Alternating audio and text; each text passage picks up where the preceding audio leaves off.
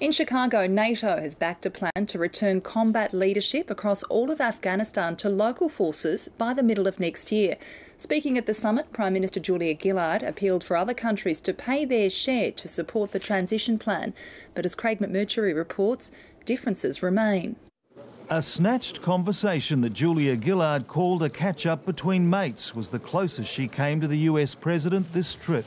As expected, NATO and its partner countries approved Barack Obama's preferred transition plan, agreeing to formally end the Afghanistan mission in 2014. Today, we'll decide the next phase of the transition, the next milestone. As Afghans stand up, they will not stand alone. Good morning. Thank you. By the middle of next year, all of the country will be under Afghan security leadership. But Julia Gillard confirmed that Australian Special Forces may still be needed beyond 2014.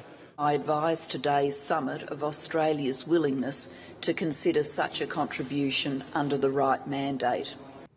By promising hundreds of millions of dollars in aid and security spending, Australia's pledged more than many full NATO members. Australia's made its decision, made its contribution, announced it publicly, and it is important for all to make appropriate contributions to sustain the Afghan National Security Forces.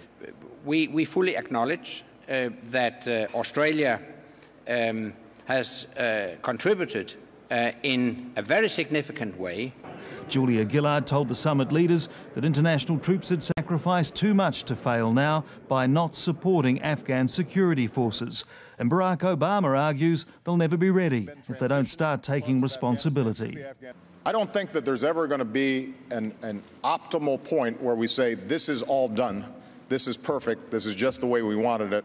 There was no agreement on reopening Pakistan's supply lines, and despite 2 days of talks, the Obama administration is still short of the funding it needs to support Afghan security forces.